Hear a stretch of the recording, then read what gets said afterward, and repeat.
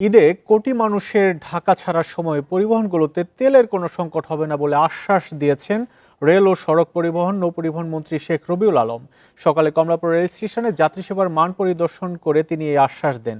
একই সঙ্গে বাড়তি ভাড়া নেওয়ার কোনো সুযোগ নেই বলেও হুঁশিয়ার করে দেন তিনি। জানান 15 মার্চ থেকে পরিবহনগুলো পর্যাপ্ত পরিমাণ জ্বালানি পাবে। ঈদের ছুটিতে অল্প সময়ে 1 কোটিরও বেশি মানুষ ঢাকা ছাড়ায় একটি চ্যালেঞ্জ তৈরি হয়, তা মোকাবেলায় সব ধরনের প্রস্তুতি রেখেছে বলে জানান রবিউল আলম। প্রাণ লাগছে, খুব খাচ্ছি, আরাম পাচ্ছি। ঈদ যাত্রায় ট্রেনের ছাদে ভ্রমণ না করার অনুরোধ জানিয়ে মন্ত্রী বলেন, এ বিষয়ে এবার রেলে কড়াকড়ি আরোপ করবে। এরই মধ্যে বাসের বেশি ভাড়া আদায় বন্ধ করতে তদারকি জোরদার করা হয়েছে বলেও জানান শেখ রবিউল আলম।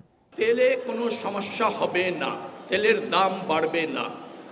বিশেষ করে পাবলিক পরিবহন যেগুলি আছে 15 তারিখ থেকে তারা প্রয়োজন মতো তেল অবাধে পাবে, যতটুকু প্রয়োজন সেটা এনশিওর করা হয়েছে।